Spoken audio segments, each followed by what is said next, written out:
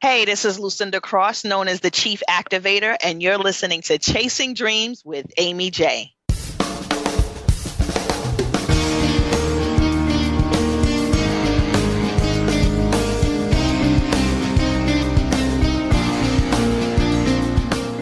Welcome to Chasing Dreams podcast with Amy J. Amy believes that realizing a life without regrets is achieved by taking chances, chasing your dreams, making moves, and overcoming your doubts. The Chasing Dreams podcast will help you overcome life's obstacles, believe in your potential, and inspire you to face your fears. And now here's the woman who is passionately pursuing her dreams, Amy J.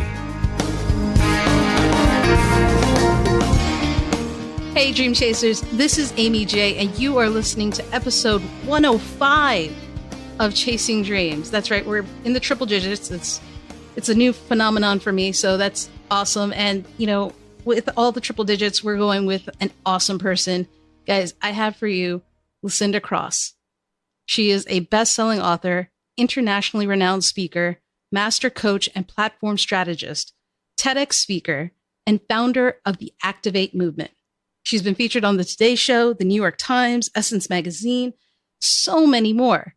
And, you know, I heard about Lucinda when she was a guest on episode 47 of the Trailblazers podcast with, you know, friend of the show, Stephen Hart. Well, I wanted her on the show after that episode. But when I looked her up and learned her story, I knew I had to do everything and anything to make that happen. But, you know, thankfully, Lucinda said yes after my first ask. And so she's here today. Thank you, Lucinda. How are you? I am well. I'm glad to be here. Of course. Guys, you don't know probably, unless you've been following Lucinda, but you have an interesting background. And the reason I mention is a lot of the people I've actually done a survey on, people have said, you know, when I go through a difficult time, I think that's it. I'm defined by that moment. And I don't think I can reach my dreams. And I wanted to share your story, if you don't mind, because it defies that. Absolutely. Yes. I mean, even from my humble beginnings and making the naive decisions that I've made when I was, you know, starting my college years, you know, I said yes to an opportunity that, you know, landed me in a hopeless position of, you know, incarceration. And instead of graduating with my peers, you know, I had to serve federal time for 4.5 years. And that took a chunk out of my journey of growth because I was really chasing after what I thought success looked like and not so much, you know, my purpose and allowing the process to flow. And I didn't allow that to stop me. I knew, you know, once I was coming home, I knew that I had to go even harder after my dreams and my desires because society already canceled me out. And see, that's the interesting part to me is that you kept a positive mindset. And I'm sure it wasn't easy to do so, but is that something innate in you that you just naturally tend to turn to that? Or is that something you learned? Well, you know, I would have to say it comes from my upbringing. You know, I was born and raised here, New York, the concrete jungle, and you really don't have a choice. You're brought up by this hustle mentality, this hustle energy, this, you know, keep it moving, don't let it stop you kind of attitude. And that is something that was a part of me. You know, what are you crying over? You know, keep it moving, keep pushing. Right. You know, what are you sad about? So, you know, I didn't have the luxury of having, you know, sitting on a front lawn. Sure. You know, my upbringing was in New York City housing inside of the projects, and we were the village. But what success looked like at that time, or people following after their dreams or chasing their dreams, was the hustlers on the street who were making the money, buying the cars, you know, supporting the community with their illegal funds, or the girls who had the boyfriends who were driving the expensive cars. And because of that, they had the benefit of looking nice, you know. So my depiction of what success looked like was awful, you know, but that's what gave me the strength and the tenacity to say, there's another way. Let me go after it. I've tried to speed up success. It didn't work my way. Let me see what happens if I use my gifts and talents and skills and ability, how far I can go. And one of those gifts and talents that you used is something I think and believe in, vision boards. Yes. And you used that during your time. to help you, how do you learn about vision boards? Oh gosh, my mother was a psychology major, and we were, and the oldest of four, we were her projects. We were as any children are. Yes.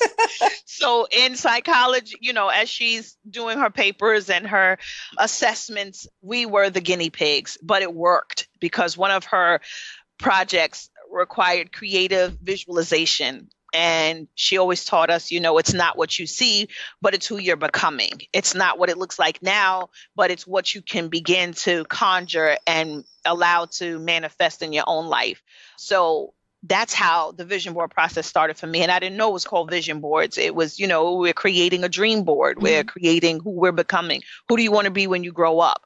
And that's where it all started, around 10 years old, 13 years old, while my mother was using us to assess us in our minds.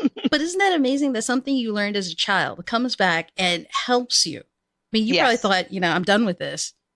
Yes. And you pull it back. And not only that, you use it all the time. Absolutely. Yeah. Because some people will say, well, vision boards don't work. But what I learned through my own process is that this is something that you have to work. Of course, it'll be a pretty collage with magazine clippings and positive words. But if you're not applying that and you're not doing the work, that's all it's going to be, is a pretty collage with wonderful words and nice colors.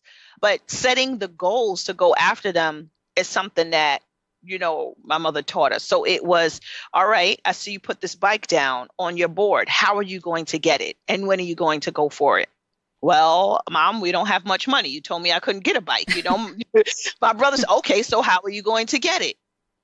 All right. So you're going to go clean. Okay. You're going to clean up this. You're going to do extra chores. And so it allowed us to, even as children, her children, to think outside of the box. But it's all about doing the work. And most people give up because they don't want to do the work. And that's actually a great distinction from a pretty collage to a vision board. Right. Is the fact that you have to put the work in. And I mean, you talked about this, you were on the Today Show and you showed it. You actually had multiple vision boards, which I didn't know was possible, that you could have so many. But, do you still do vision boards today? Yes, I do. I actually update my vision boards. I still have my oldies but goodies that I still have, I've created my love board from when I was a single woman to becoming married. And now that board is still being filled up with things that I desire to see in my marriage. I have a board now still for my business. And I update that. And then there's a personal vision board, which I include, my 5 pillars. I say anybody starting a vision board should have these 5 areas on their board: faith, family, friends, finances, and fitness, the Fab 5. And I just included one this year, which is fun. So it's faith. I like that. The Fab 5 plus 1 plus a bonus. So it's faith, family, friends, finances, and fitness, and some fun. That is awesome. And it essentially covers one's life. That's absolutely everybody's area. For you, who, you've come through that difficult time, you've turned things around, and you actually did a TED Talk, and it's called it. This is what really sold it for me. Your TED Talk was entitled "Creating a We Nation." Yes, I love that. Yes, restore, rebuild, reinvent. Yes, because oftentimes everyone's so, I got to do it by myself, but there's some power in what you're saying. What does it mean, creating a we nation?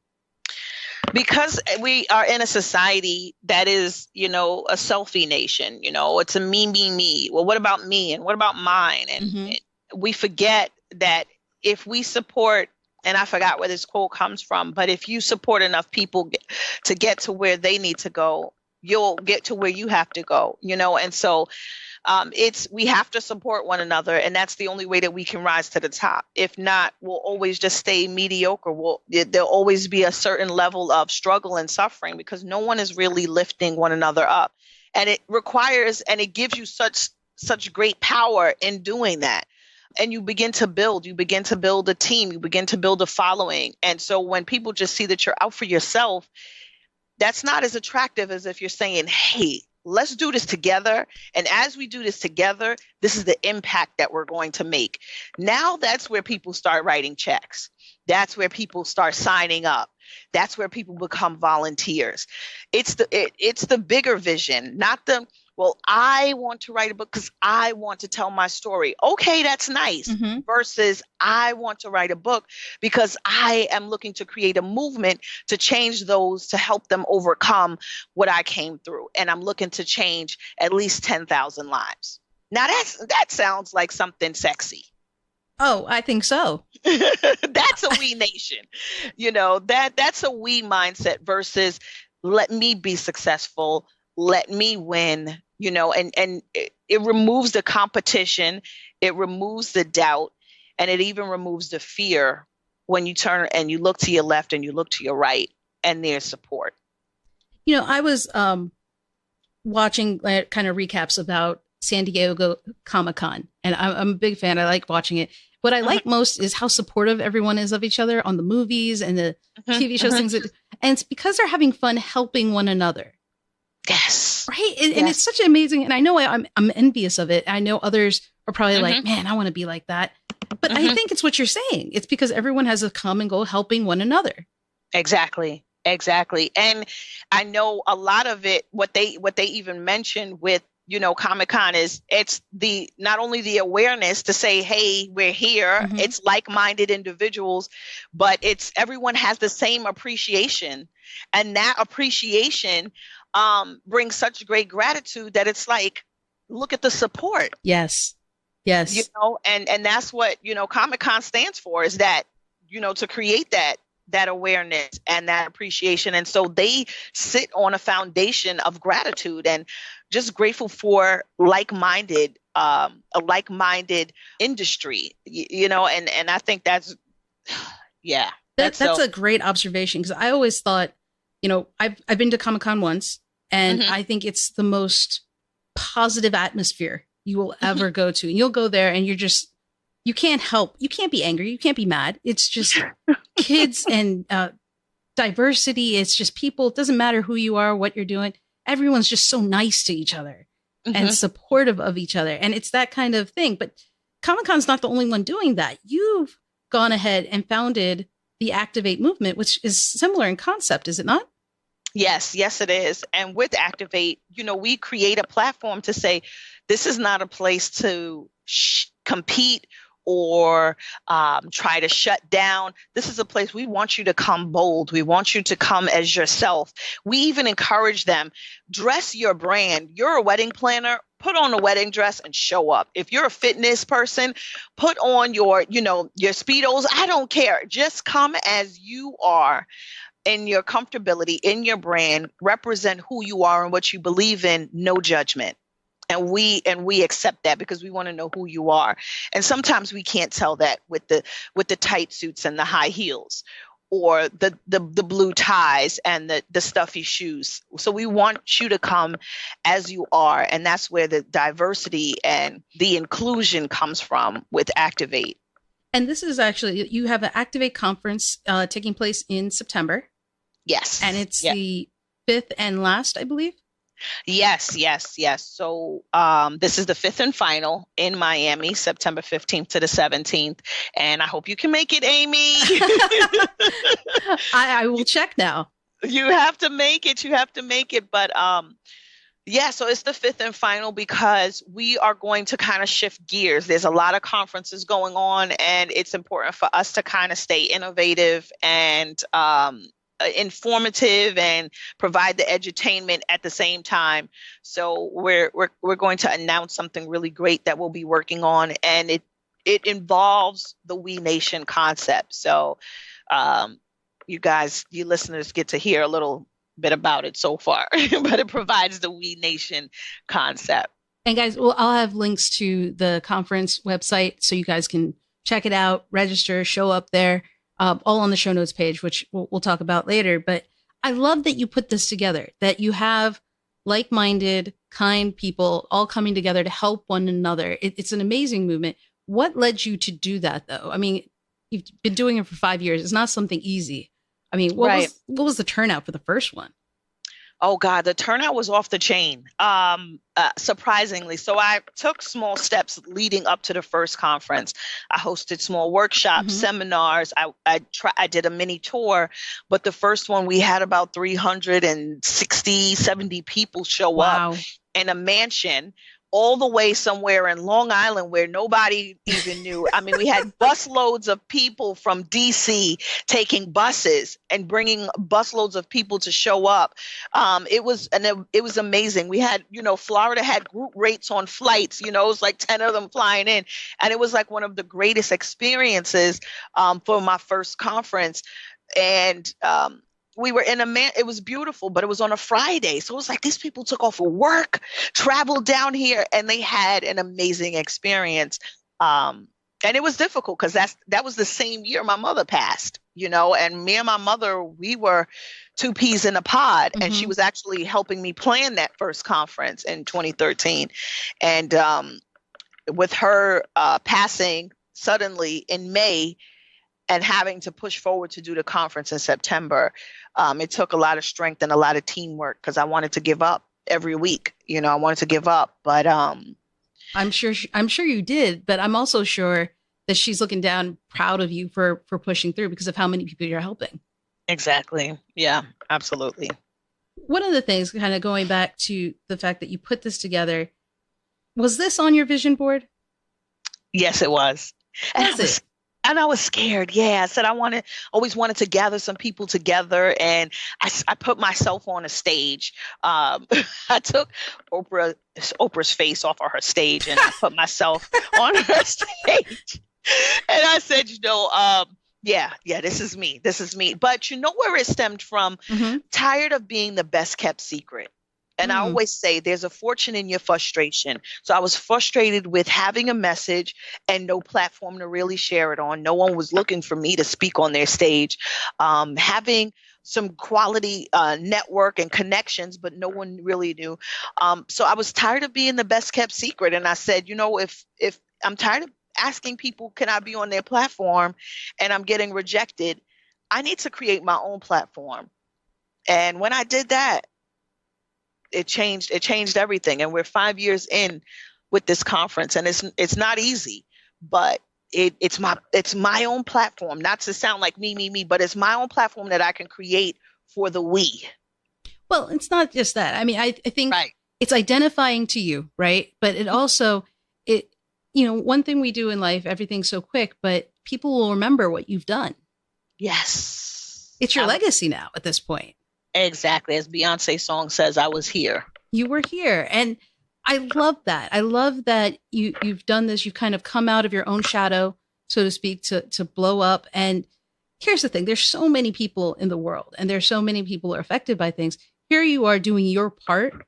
And it's not that you aren't on the grand stage or you're, shooting for that. It's probably on your vision board. But you're not settling. You're not being frustrated by the fact that you're not at that point yet. But you're climbing there. Right. And that's the amazing thing. Oh, I love how you put it. Oh my gosh, I need you to do a commercial for me.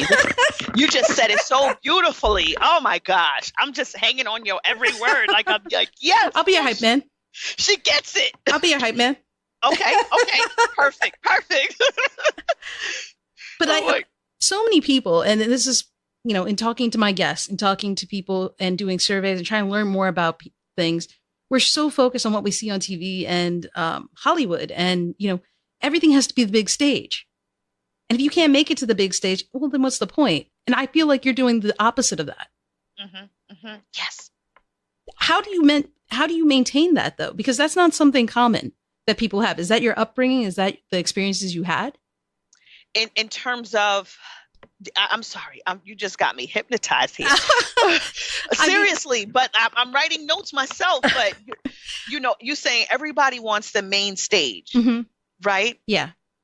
And how do you not become discouraged by the fact that you're not at that main stage yet? And it's not settling, but that you are accepting the fact that this is one step and that this is okay. You know why? Because I had to also unlearn some things. I was big on, a heavy procrastinator because of perfectionism, heavy person who would criticize my own self, and I hated rejection. I had to unlearn what failure looked like. And I said, who can tell you, Lucinda, that you failed? Who can tell you what failure is? And when I looked at that, I said, man, nobody can tell me what failure is. How can you tell me that I failed at something when it was my try, right? So that means that I can possibly be a success at everything that I do based on my own perception of what that looks like. Same thing with big and small and main stage and small stage. I said, what's the difference between giving my all on Oprah stage versus giving my all on a smaller stage at a school? If the impact is there, the vibration is out. Sure. It's the same vibration. It's the same energy. And I just may impact more speaking to a stage of 100 versus 1,000. Absolutely. I agree with that. So I had to say, each stage that I'm on is a main stage. Yes, there's platforms that I do aspire to get on because it's a notch on my belt, but I'm not hung up on it as I used to be. Oh, I got to get there. I used to be like that. Like, oh, how do I get there?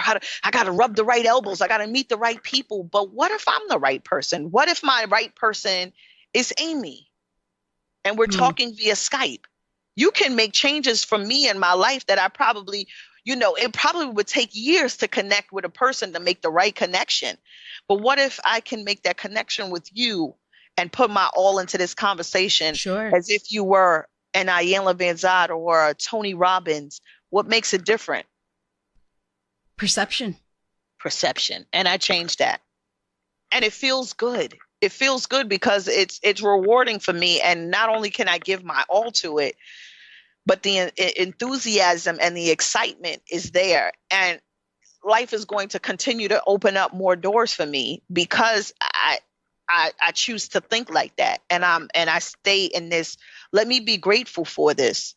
I used to get frustrated with it. Oh, let me just be grateful for it. But and it's not that I'm in the lollipop and gumdrops land every day. Not at all. I'm hard on myself because I'm like, Lucinda, let's go higher. But I do know as I'm reaching higher, I'm going to be grateful for the perception and what I'm receiving at this moment, if that makes sense.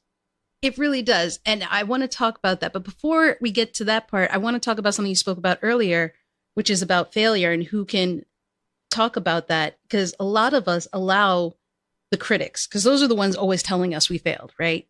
And they're always, you can always find a critic. You just turn your head, somebody's going to have something to say. And, the fact that you found a way to silence them, if only for yourself, it's not something that is easy to do. It's something that I think a lot of us struggle with. I know I struggle with it, especially when I start looking at other people who are chasing similar dreams, and so I want to make sure I understand. So you kind of redefined success for yourself. Is that what it is? Or is it that you've kind of said, I made the attempt, I did my best. That's what matters. I did my best and that's what matters, which is redefining success for myself, but also not really redefining because I have to create my own definition of what success is. And my success is going to prison. That is successful because that I was able to come out of that and not allow that to dictate my life. Many people stay stuck right there. They have the ex-con residue on them. You would never know if I've never told anyone, but it was a part of my story to say, yeah, you can fall down, but you can get right back up and come back strong. So it is for me about being my best self and not looking at, because it can get discouraging when you're on the journey of chasing your dreams. And it's like, oh, wow, she's chasing the same dream. Yeah. Oh, wow.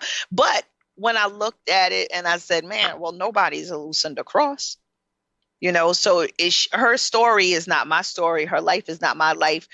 I'm not going to allow, no one's going to outwork me in my own dream. That's not going to happen. And maybe her dream is similar, but She has to work towards hers because she has people to work on and support, and I have to work on mine. So when you look at that, we each have a portion of the world that is ours. That makes a big difference. And if I stop you from doing what you're doing because it looks similar, then I may be preventing you from saving someone who's ready to go through ready to go through a breakdown. Well, I mean, also, if you hadn't gone through what you did, you wouldn't have that specific message in addition to all the other tools you have in your belt. You couldn't connect to the people you do, right? That's one of the main reasons I was like, she was down and she got backed up, pulled herself up, and look at how far she's going. She didn't let it hold her down. Absolutely not. I was going to school to be a lawyer. I didn't know that I would need a lawyer by my second semester as a freshman, but I was going to be a lawyer. So the story would have been quite different. Mm-hmm. Would I still been a go-getter? Absolutely. Would I have been successful as a lawyer? Most likely. But now this adds a little more meaning to my life. Did it stop me from going after becoming a lawyer? No. But did I choose to go for it? No. Not anymore. Well, it's like we said, perception and perspective. Now you have this interesting perspective that a lot of people can't relate to, but for those out there who can, who haven't heard that voice, you are out there. Mm-hmm. And I feel like there's a lot of people who have similar voices in different ways that feel that they can't shine or share. And you're a testament to, yes, you can do that. Mm-hmm. And then going back to what you were saying earlier about, the stage and, if it's not Oprah's stage necessarily or the main stage, musical acts, there's always a intro, the warm up, the opening act. Mm-hmm. For them, sometimes people live off of just being an opening act. That's success for them. Mm-hmm. And I love that that's how you define it for yourself is my goal is for me. This is what it is right now. It's like you're enjoying the journey through your vision board. Yep. And not staying complacent, constantly challenging. We have to constantly challenge ourselves. Whatever dream you're chasing, that challenge is required. Don't stay complacent. You just don't want to become just an author or you want to, make that thing grow. Allow it to be the root for what's to come. You always keep them guessing, always keep them, wondering what's next, because, as you chase those dreams and you grab them, there's more. One thing I love is that, I truly believe that we don't choose our dreams. Our dreams choose us. And that right there is sweet enough. That was deep. That's sweet. Yeah. You don't say, your dream said, oh, she would be perfect for this. She would be perfect. Let me see if she can work towards it. I hope she can help me to come to fruition and bring life to me. That's awesome. I mean, because you're continuing to help people, you're continuing to chase your own dreams, and you sound happy. These are things that people want to hear and see. Let me ask you one question for those who are kind of in that boat, are on their way. What do you do when you don't know how? Like, how did you pursue the things you knew? What'd you do? I just go for it. I just try. Honestly, I would say 80% of the time, I never know how. But I just say, let me do what I can. Let me ask questions. I used to be a Miss Know-It-All, and I wouldn't want to ask. And so I had to learn how to have a big ask, A-S-K. And that meant to ask questions. You don't know how you ask. Google is free. Asking information is free. And so I just started to, let me just ask around for those who have done it, who have been there. And let me just try. Let me just, for the sake of trying, let me put it out there to say, hey, this is what I'm doing. Well, Lucinda, how did you write your book? Well, I just took out a composition notebook that was $1 from the dollar store, and I started to write. And I took those writings and I put them in my computer, looked up self-publishing, Create Space is there for free with Amazon, and connected with an editor. Everything leads. A lot of us, we stop ourselves because we stop at the try. We give up at the try. Well, I don't know what else to do. I don't know how. Well, you're not supposed to know how. The what is more important. What do you need to do What do you need to say? What do you need to email? The who is important. Who do you need to contact? Who has the answers? You spend more time on the what and the who, you'll find out the how. You find in all because you also coach, you give back, you give TED Talks, and you do so many things. Do you find that the people you interact with, the people you meet, so many of them are trying to reinvent the wheel? They are. They're either trying to reinvent the wheel or they're discouraged because what they were going after somebody else has started. So what do you tell them? So I tell them to keep pushing forward. I tell them, why don't you put it out there? You have something, you have a secret sauce that no one else has. Burger King and McDonald's, they're not worried about each other. They're making money. Their one burger says, listen, we have a secret sauce. So I tell them, let's identify what your secret sauce is. That'll give you the confidence to push forward. Without tapping into that secret sauce, you feel like you're swimming in the sea of sameness, doing the same thing. And you don't have to do the same thing. There's so many ways that you can still shine bright without looking the same. That's similar to the fact that people are always looking at other lanes, right? Horse blinders sometimes. Yep. The analogy you gave, McDonald's and Burger King and how they coexist, right? I mean, they're both there. I like both. Sometimes I want McDonald's. Sometimes I want Burger King. Right. Maybe I want Burger King's burger and McDonald's fries. Yes, because Burger King fries, guys. Yeah, it's not. Yeah. See? Yeah. See? And so everybody has their thing.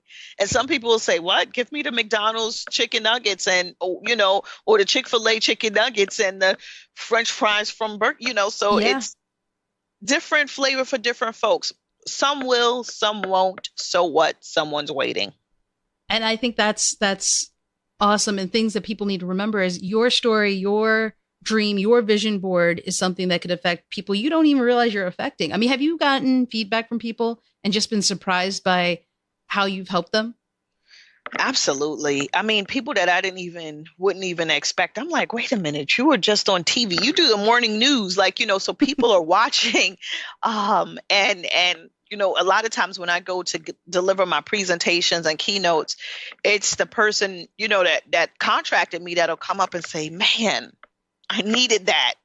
So she's like, I think I just hired you. Forget about all the people that came to my conference, but I just hired you for me for this moment. And It does amaze me because I allow myself to be free. I allow God to use me. I volunteer for God all the time and say, listen, have your way. What needs to be said and what needs to be done here? Let's get to work, because a lot of it is spiritual. That's how we connect within the energy. What energy is Lucinda giving off? How passionate is she about my problem and helping me find a solution? And that's what's, that's what amazes me. What can we expect outside of what you're about to announce at the Activate conference? What can people expect from your story coming up? Anything you can share? Yeah. So, I am venturing into some acting. That's one. Yeah, that was one of my desires. Oh my gosh, forever. And so I've been doing a few auditions. And also I'm working on putting up my first halfway house before 2018. At least getting the groundwork started before 2018. So we should see something around the fall for my first halfway house for women who are young adults, first time nonviolent offenders who are looking for that personal and professional development. And we're going to take them through the phase of, what I wish I had support with when I came home. Both amazing endeavors. I mean, I haven't seen your acting, but I am curious. I have to admit. I'm just starting. And here's the thing. I don't know how. I don't, when I just finished one audition, they said, do you have a monologue? I said, I don't know what that is. They said, well, don't worry. They started laughing. I said, but if I need it, I'll figure it out and I'll have one to you. And they so enjoyed what I delivered. And that was my first time. I've never acted before, read a script before, anything. So, but what did I do when I went home? I researched monologues. And, wow. I told my video guy and I said, let's connect this week because I want to put together a monologue. And he's like, okay, and it's just like that. It's just like that. So we can't hold ourselves back because we don't know how. Find a way. And that's not the only part. The halfway house is also amazing. It's going to be in New York. The halfway house. Yes. trying New York, but it may be closer to South. Okay. Than anything. Yeah. But the fact that you are giving back that in that way, because dreaming is one thing, chasing after it is awesome, but the fact that you're giving back is just a positive impact on the world and for those who are in need of it. And if nothing else, guys, take that also, give back when you can. Yes. Yes. Now, Lucinda, before I wrap up, I always ask, what is one action item a dream chaser can take today to chase their dreams that you would recommend? Of course, creating a vision board. And I just walked into that, didn't I? Yes. And if they don't know how, I have tons of videos on YouTube and information on my website, but that vision board will have your dreams chasing you. That's fantastic. Lucinda, thank you so much for coming on the show, sharing your story and your knowledge. And I loved it. I love it. Thank you. Thank you. Thank you so much for having me. It is a pleasure. And so what did you think about Lucinda Cross? How awesome is she? Loved every minute of that conversation. So much fun. And she's so nice, guys. So nice. But, aside from nice, she's very smart and she's very helpful. And she has created a lot of, information that you guys could use. And you can find all of that, about Lucinda, her TED Talk that she gave, and more over on the show notes page at chasingdreamshq.com/episode 105. That's episode 105. All right. Till next time, guys, create your vision board and keep chasing. Thank you so much for listening to Chasing Dreams. Amy would love to connect with you and hear all about your pursuit of chasing your dreams. Connect with her on Facebook, Twitter, or Instagram via @ChasingDreamsHQ. Or you can find Amy on Twitter @AmyJ21. That's AIMEEJ21. Be sure to visit headquarters over at ChasingDreamsHQ.com for more inspiration, motivation, and resources to help with your own dream chase. We hope you'll join Amy next week, and until then, keep chasing.